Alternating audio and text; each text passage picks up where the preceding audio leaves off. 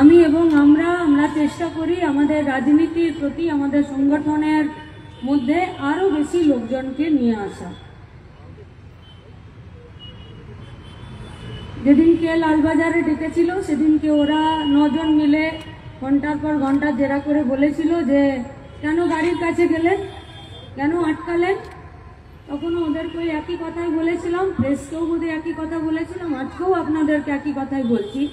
ছাত্র যুব আন্দোলন করি, বামপন্থী আদর্শে আছি, আদর্শ বোধটা ভেতরে আছে। তিলোত্তমার মুখ দেখে গাড়িটা আটকে দিতে আদর্শ বোধই বলেছিল। যে আদর্শ বোধ অন্যায়ের গাড়ির চাকা আটকে দিতে চায়, আটকে দিতে বলে, সেই আদর্শের প্রতি আপনাদেরকে আমরা আসতে বলছি। যে রাজনীতি, যে আদর্শ বোধ অন্যায়ের বিরুদ্ধে মুখ খোলার জন্য পারমিশন চাইতে বলে, সেই রাজনীতিকে ছুঁড়ে ফেলতে বলছি। এর বাইরে অন্য কোনো কথা নেই। আশফাকুল্লাহ, সৃজন, এরা বলেছে ওদের নিজেদের মতো করে, এবং এ কথা আমরাও স্পষ্ট এবং পরিষ্কার বলছি। এ লড়াই টি20 ম্যাচ নয়, এ লড়াই টেস্ট ম্যাচ। ঢিকি ঢিকি আছে, জালটা দিয়ে যেতে হবে, আর তার জন্য কোমর শক্ত রাখতে হবে। অনেক আন্দোলন হবে। গতকাল না পরশুদিন বোলপুরে শুরু হয়েছে ভাষা আন্দোলন। পাশে কেষ্টকে রেখেছে, যে পুলিশের মা বোন তুলে গাল দেয়, তাকে পাশে রেখে ভাষা আন্দোলন হয়েছে। অন্যায় গোটা পশ্চিমবঙ্গে, গোটা ভারতবর্ষে অন্যায়। পশ্চিমবঙ্গে প্রত্যেকটা অলিতে গলিতে একটা বছর বিচারহীন, সত্যি একটা বছর বিচারহীন, একটা বছর। দুর্নীতির চূড়াতে ছিল আরজি কর, গুন্ডাগিরির চূড়াতে ছিল আরজি কর। বিচারহীন 13-14টা বছর বিচারহীন গোটা পশ্চিমবঙ্গ, অলিতে গলিতে। মন খারাপের, হতাশার কোথাও কোনো জায়গায় নেই, বিন্দুমাত্র জায়গা নেই। जो लोग बोल रहे हैं कि कुछ नहीं हुआ, इसके मतलब यही है कि उसको भी पता है कि कुछ नहीं हुआ। तार माने हबार कथा छिलो, ताई बोलेছে কিছু হলো না। तार माने কিছু হতে হবে। কি হতে হবে? অন্যায়ের বিরুদ্ধে প্রতিষ্ঠান, শাসন ব্যবস্থা, রাষ্ট্র সিস্টেম যাকে আমরা অ্যালাউ করেছি, সে যাতে কাজ করে। বিচারহীন শুধুমাত্র অভয়া। থিয়েটারের কর্মীরা কোথায় কি নাটক করতে যাবে, বলছে এই হল দেওয়া যাবে না। অন্যায় নয়? আবাস যোজনার ঘর চেয়ে আন্দোলন করতে গেছে, শাড়ি জামা কাপড় ছিঁড়ে লকআপে গিয়ে পেটাতে পেটাতে আধমরা হয়ে গেছে, বলেছে জল দাও, পুলিশ এসে বলেছে মুখে পেচ্ছাপ করে দাও। প্রত্যেকটা দিন তমান্নার মা ওর মেয়ের গোটা শরীরটাতে, আরে আমরাও তো বাড়িতেই থাকি নাকি, জ্বর হোক, অসুখ হোক, রাত্রিবেলা খেতে না উঠলে মা এসে ওঠাতে আসে, খাবি না? না, আমার শরীর ঠিক লাগছে না। মা তখন পাশে বসে মাথা থেকে গা অব্দি হাত বুলায়, কেন খাবি না, কি হলো, জ্বর হলো নাকি, নাকি মন খারাপ। এ রাষ্ট্র ব্যবস্থায় সিস্টেম তামান্নার মাকে ওর মেয়ের ডেড বডিটাও দেয়নি যে মাথা থেকে একটু গা অব্দি হাত বুলাতে পারবে শেষবারের মতো, পারেনি দিতে। এই লড়াইটা গোটা পশ্চিমবঙ্গের আনাচে কানাচে গলিতে ঘুরছে। ঠিক করতে হবে সিস্টেমকে, ঠিক করতে হবে আমাদেরকে। কি চাইছি আমরা? ऐसा ही चलता रहे, ऐसा ही, এইরকমই যা খুশি করে যাবে। সব জায়গায় কি মানুষ শুধুমাত্র গণতান্ত্রিক পদ্ধতিতে আন্দোলন করছে? না, করেনি। উত্তর দিনাজপুরের কালিয়াগঞ্জে মেয়েটি যখন মারা গেল, তারপরে পুলিশকে একটা ঘরে ঢুকিয়ে এলাকার ছেলেপুলেরা বাসে করে খুঁচিয়ে খুঁচিয়ে সাপকে যেমন মারে, পুলিশকে সেরকম পিটিয়েছে। ভালো খবর। পূর্ব মেদিনীপুরের ভূপতি নগরে রেপিস্টকে পিটিয়ে খুন করে দিল। ভালো খবর। আলিপুরদুয়ারের ফালাকাটার খগেনের হাটে বাচ্চা মেয়েটিকে তার দাদুর বয়সী একজন ভদ্রলোক, অভদ্র জানোয়ার ছোট লোক, একটা চকলেট দেবার নাম করে নিজে রেপ করলো, আরেকজনকে ডেকে রেপ করালো। যেদিনকর বাড়িতে গেলাম ওই বাচ্চা মেয়েটির, সেদিনকে যারা রেপ করেছিল, রেপিস্ট ছিল, একজনের বাড়ি ঘরদোর ভেঙে দিল, তাকে পিটিয়ে খুন করলো। আর যাকে ডেকেছিল সে গায়ের লোকের সঙ্গে তাকেই মারছিল। মায়ের যখন জ্ঞান ফিরলো, বললো এও তো ছিল, তখন ও পালালো, পরে এসে নিজে সারেন্ডার করলো। ভালো দিক না। পশ্চিমবঙ্গে নৈরাজ্য তৈরি হবে, ওরা এটাই চাইছে। পশ্চিমবঙ্গে অস্থিরতা তৈরি হোক, পশ্চিমবঙ্গে মারামারি হোক, পশ্চিমবঙ্গে দাঙ্গা হোক, পশ্চিমবঙ্গে খুনোখুনি হোক, এটাই চাইছে। বল হাত থেকে বেরিয়ে যাচ্ছে না তো? বল যদি হাত থেকে বেরিয়ে যায় তাহলে কিন্তু মুশকিল। যে কোনো রাজনীতি করতে পারে, ব্যক্তি, গোষ্ঠী, সমষ্টি, যে যেখানে খুশি থাকুক, যেখানে খুশি থাকুক। অন্যায়ের বিরুদ্ধে রুখে দাঁড়াতে না পারলে দেশ, সমাজ, পরিস্থিতি সামাজিকীকরণ থাকে না। আর যে সমাজের সামাজিকীকরণ থাকে না, সেই সমাজে একটি উন্নত প্রজন্ম তৈরি হয় না। তাই মানুষ হিসাবে যখন এই সমাজের নাগরিক, তারপরে রাজনীতি করি, তারপরে গোষ্ঠী করি, তারপরে থিয়েটার করি, তারপরে ডাক্তার, তারপরে সমাজকর্মী, তারপরে লিখি, তারপরে ছবি তুলি, তারপরে কোথাও সাংবাদিকতা করি, কোথাও পুলিশ, কোথাও মন্ত্রী, কোথাও এমএলএ, কোথাও আইএস, কোথাও আইপিএস, কোথাও সিবিআই। टिकবে না, टिकবে না। जनता के लिए सिस्टम, सिस्टम के लिए जनता नहीं है।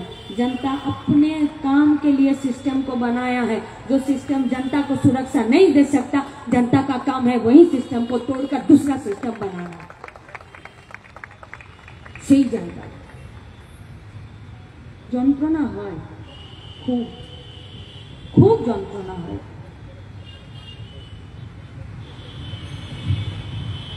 একদিন ওদের বাড়ির সঙ্গে ফোনে কথা হলো, একজন জিজ্ঞেস করছে যে কে ফোন করেছে। আমি ডাক্তার মেয়েটির নাম বললাম। আমার আশেপাশে 4-5 জন ছিল, তো বুঝতেই পারলো না আমি কার সাথে কথা বলছিলাম। বললাম ওর মায়ের সাথে কথা বলছিলাম। তো সবাই নর্মালি ছেড়ে দিল। সবার চোখ মুখ দেখে বুঝলাম নামটা ভুলে গেছে, অথচ মায়ের এক বুক আশা ছিল এই নামটা যাতে পশ্চিমবঙ্গের ডাক্তারদের মধ্যে 1-2-3 থাকে। আচ্ছা, আমাদের সাধারণত গড়পড়তা ঘরগুলোতে আমাদের মায়েরা তো কর্ডন বলে কোনো জিনিস জানেন? কর্ডন বলে কোনো জিনিস অভয়ার মায়েরও জানার কথা ছিল না। একটা বছর ধরে সিবিআই এবং রাজ্য পুলিশের অবহেলা এবং তদন্তে গাফিলতি অভয়ার মাকে কর্ডন নামের শব্দটি শিখিয়ে দিয়েছে, যেটা ইনভেস্টিগেশন অফিসারদের শেখার কথা ছিল।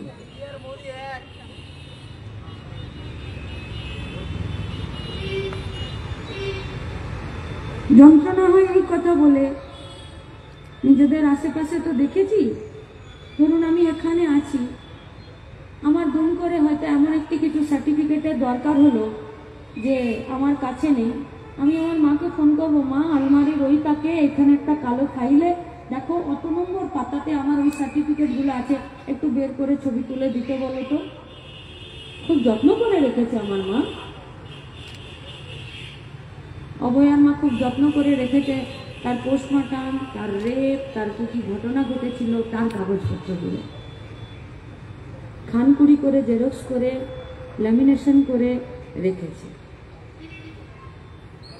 যেখানে ডাক্তারের সার্টিফিকেট, যেখানে এইচএস এর সার্টিফিকেট, যেখানে মাধ্যমিকের, যেখানে এমবিবিএস তার পরের ডিগ্রিগুলোর জন্য কাজ করছিল, তার সার্টিফিকেটের জন্য যে ফাইলটা রেডি করেছিল সেই ফাইলে এখন তার মা রাখছে 20 জনে মেরেছিল, 24 জনে মেরেছিল, সঞ্জয় মেরেছিল না কে মেরেছিল তার কাগজপত্র। এখানে মঞ্চ আছে, রাত্রি 8:30 বেজে পার হয়ে গেছে, আমার মুখে আলো পড়ছে, আমার মঞ্চটা উঁচু, মাইকটা আছে, আস্তে কথা বললেও শুনছেন। এতটা সহজ পরিস্থিতি পশ্চিমবঙ্গে আগামী দিনে থাকবে কিনা কেউ জানে না। কারণ যে সিস্টেমটা আপনাকে আমাকে প্রোটেক্ট করবে, যে সিস্টেমটা আপনাকে আমাকে পেটের ভাত যোগাবে, যে সিস্টেমটা আপনাকে আমাকে হাতের কাজ যোগাবে, যে সিস্টেমটা আপনাকে আমাকে নিরাপত্তা যোগাবে, সেই সিস্টেমটা আজকে গুন্ডারা চালাচ্ছে। আমি শুরু করেছিলাম একটা কথা বলে, আমি রাজনীতি করি, আমি সংগঠন করি, আমি রাজনীতির একটি কর্মী। আমি যে রাজনীতি করি সেই রাজনীতিতে আমাদেরকে শেখায় যে পুঁজি যখন কারো পকেটে থাকে তখন সে নিজের ইচ্ছে মতো পুঁজিকে কোথাও লাগায় এবং সেই পুঁজি বাড়ানোর চেষ্টা করে। পুঁজি যখন পকেট থেকে বেরিয়ে যায়, সে যখন একটি এলাকায় ব্যবসা করে, দোকান করে, সেই পয়সাকে রোল করায়, তখন সে একটু হোমড়া চোমড়া হয়। পুঁজি যখন নিজের রাজ্যের, নিজের এলাকার গণ্ডি পেরিয়ে যায় তখন সে বিভিন্ন রাজ্যে নিজের ব্যবসা করে। পুঁজি যখন রাজ্যের গণ্ডি পেরিয়ে গিয়ে দেশে পড়ে, দেশের গণ্ডি পেরিয়ে গিয়ে দেশান্তরে পড়ে, তখন পুঁজি আরও বড় হয় এবং পুঁজি তখন নিজেকে আরও বেশি সংগঠিত করার জন্যে, নিজের ব্যবসাকে বাড়ানোর জন্যে, নিজের মুনাফা লাভ করার জন্যে সে তখন দেশে দেশে, রাজ্যে রাজ্যে সিস্টেমকে নিজের আঙ্গুলের উপরে নাচায়। পশ্চিমবঙ্গে কোন পুঁজিপতিরা, কোন গুন্ডারা, কোন ব্যবসায়ীরা, কোন দালালরা এত বড় হলো যে পশ্চিমবঙ্গের সরকারটাকে, সিস্টেমটাকে নিজের আঙুলের উপরে নাচাচ্ছে আর গোটা অন্যায়ের বিরুদ্ধে এদেরকে কাজ করতে দিচ্ছে না? এই রাজনীতি, এই আদর্শবোধ আমাদেরকে শেখাচ্ছে যে রাজনীতি গুন্ডাদের মাথায় ছাতা ধরছে, লুটে খাওয়াদের মাথায় ছাতা ধরছে, সেই রাজনীতিকে পাল্টে দিতে হবে। এটাই আজকের দিনের পশ্চিমবঙ্গের নাগরিকের, শুভবুদ্ধি সম্পন্ন, চেতনা সম্পন্ন মানুষের কাজ। যে রাজনীতি খেটে খাওয়া মেহনতি মানুষ তার অধিকারকে সুরক্ষিত দিতে পারছে না, সেই রাজনীতিকে বদলে দিতে হবেই পশ্চিমবঙ্গের মাটিতে। যে রাজনীতি একটি খুনের নিদান করতে পারে না, যে রাজনীতি সেই খুনকে, সেই প্রাতিষ্ঠানিক খুনকে, সেই রেপকে শুধুমাত্র আড়াল করে না। সন্দীপ ঘোষ আরজি করের ভেতরে যখন বাউন্সার নিয়ে ঘুরে বেড়ায়, নিজের নিরাপত্তা রক্ষী নিয়ে ঘুরে বেড়ায়, আর তাদেরকে যখন ওই হসপিটালের কর্তৃপক্ষ জিজ্ঞেস করছে তোমার এখানে কাজ কি, সে বলছে দিদি আমাকে পাঠিয়েছে। আরে কোন 14 পুরুষের দিদি পাঠিয়েছে তোমাকে আরজি করের ভেতরে সেখানকার প্রিন্সিপালকে নিরাপত্তা দিতে?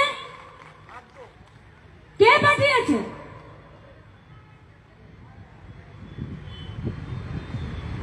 এত দূর তো তাও ঠিক ছিল গো।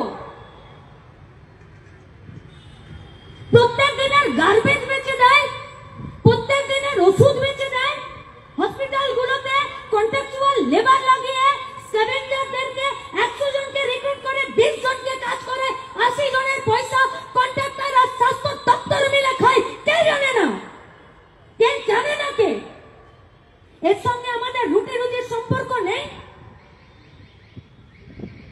আরে যে সন্দীপ ঘোষ ডেড বডি বেচে দেয় আর ডেড বডির সঙ্গে সহবাস করিয়ে পর্ন ফিল্ম বানিয়ে বাজারে বিক্রি করে, সেই সন্দীপ ঘোষ প্রাইজ পোস্টিং পাবে? সেই সন্দীপ ঘোষ যে ওই নির্লজ্জ দোকানকাটা বেহায়া কাউন্সিলরটা ডেড বডিটা, দুটো ডেড বডি পার করে পুড়িয়ে দিল, তাকে প্রাইজ পোস্টিং দিয়ে তাকে চেয়ারম্যান বানিয়ে দেবে? শুধু রেপকে, খুনকে আড়াল পারে এবং তাকে খুব সেফলি উইথ কেয়ার হ্যান্ডেল করতে পারে, এই রাজনীতিতে এই সিস্টেমে তাদের প্রাইজ পোস্টিং হয়, তাদের পদোন্নতি হয়। এই সিস্টেম পশ্চিমবঙ্গের হতে পারে না, এই সিস্টেমের বদল ঘটাতে হবে। যারা পশ্চিমবঙ্গকে অন্ধকার কানা গলিতে ঢোকাতে চাইছে তাদের বিরুদ্ধে আমাদের লড়াই। পশ্চিমবঙ্গকে অন্ধকার কানা গলি থেকে বের করে আলোর সামনে দাঁড় করিয়ে দেওয়া, হাঁটু যাতে না কাঁপে, নিজের মুখ যাতে আমরা নিজেরা দেখতে পারি, তার জন্য। এখানে বলেছেন কেন্দ্রের সরকারের কথা, রাজ্যের সরকারের কথা, আরএসএস এর কথা। আমি আমার কথা শেষ করব। উনি আমাকে বলেছেন কবিতা বলতে।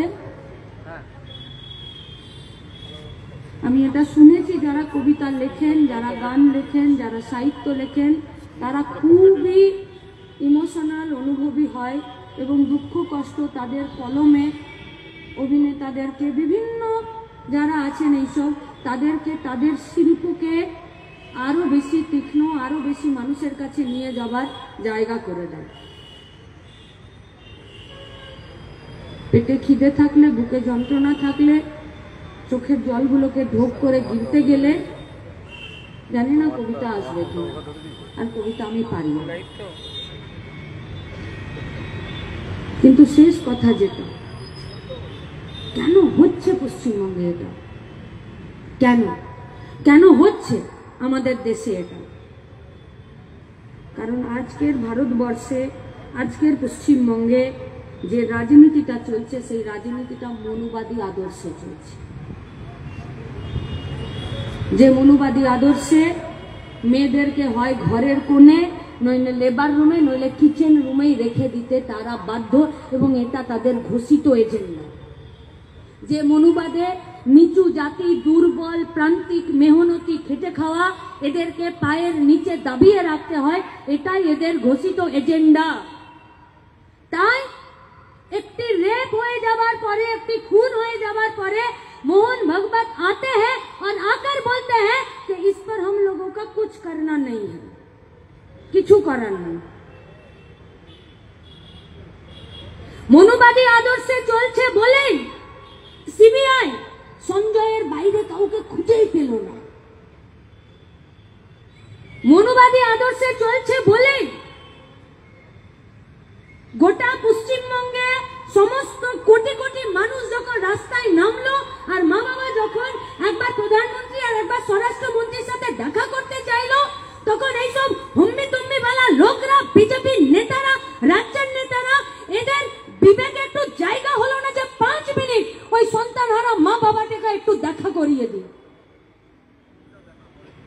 কিন্তু পশ্চিমবঙ্গের মাটি, পশ্চিমবঙ্গের আবহাওয়া, শুধু আরজি করে যে ঘটনাটা ঘটে গেছিল, তামান্নার সঙ্গে যে ঘটনাটা ঘটলো, কালিয়াগঞ্জে যে ঘটনাটা ঘটলো, ফারাক্কাতে যা ঘটনা ঘটলো, প্রত্যেকটা দিন আমাদের বিটি রোডে যা ঘটনা ঘটে যাচ্ছে, প্রত্যেকটা দিন পশ্চিমবঙ্গের পরিযায়ী শ্রমিকরা এই পশ্চিমবঙ্গে কাজ না পেয়ে, নিজেদের গতরের দাম পেতে, পেটের ভাত পেতে বাইরের রাজ্যে পড়ে আছে, আর তাদেরকে সেখানে পেটানো হচ্ছে। এর জবাব তো আগে দিতে হবে যে কেন যেতে বাধ্য হচ্ছে, তার জন্য। আর সেই জায়গাতে গোটা পশ্চিমবঙ্গের কাছে, আমাদের কাছে কথা শুধু এটাই হলো যে শুধু এটাই পশ্চিমবঙ্গ নয়, পশ্চিমবঙ্গ 2024 সালের 14ই আগস্টের রাতও কেউ কলকাতার বুকে পথ হেঁটেছিলেন, আর কেউ আলিপুরদুয়ার মাদারিহাটে বাচ্চা কোলে মাথায় ঘোমটা নিয়ে 4 বার লক্ষ্মীর ভান্ডারের ফর্ম ফিল আপ করেছে, লক্ষ্মীর ভান্ডার পায়নি। নেতাদেরকে ঘুষ দিয়েছে আবাস যোজনার ঘর পাবার জন্য, ঘর পায়নি। স্বাস্থ্যসাথী কার্ডের জন্য ডিএম অফিসে 20 বার ঘুরেছে, স্বাস্থ্যসাথীর কার্ডটা হয়নি। কিন্তু 9 আগস্ট পশ্চিমবঙ্গে অভয়া ঘটনা ঘটার পরে বাচ্চা কোলে নিয়ে 14ই আগস্ট তারাও রাত দখল করেছিল। এইটাই পশ্চিমবঙ্গ। আর সেই পশ্চিমবঙ্গের উপরেই ভরসা করে আমাদের পথটা সামনের দিকে। আর এ পথে কাঁটা প্রচুর থাকবে, প্রচুর কাঁটা থাকবে, আর শয়তানদের মুখোমুখি হবে। আমি জানি না আমরা এটা সীমাদিন নাটকে এই ডায়লগ আমি পেয়েছি কিনা, নাকি কোথায়। থিয়েটার দেখার অভ্যাস ছিল না, এই রাজ্য সেন্টারে কাজ করতে এসে থিয়েটার দেখার অভ্যাস হয়েছে। সেই থিয়েটারই একটা কথা শুনেছিলাম যে জীবনে চলার পথে যদি কোনোদিন শয়তানের মুখোমুখি না হও, বুঝে নেবে শয়তান তোমার সাথেই হাঁটছে। আমরা শয়তানের মুখোমুখি হতে চাই, সাথে হাঁটতে চাই না। আসুন গোটা পশ্চিমবঙ্গকে দুর্নীতি মুক্ত, গুন্ডারাজ মুক্ত করে গড়ে তোলার জন্য পশ্চিমবঙ্গের সব মা বাবাকে আমরা যাতে যোগ্য সন্তান হয়ে বলতে পারি, মা শান্তিতে থাকো, আমরা আছি। নমস্কার।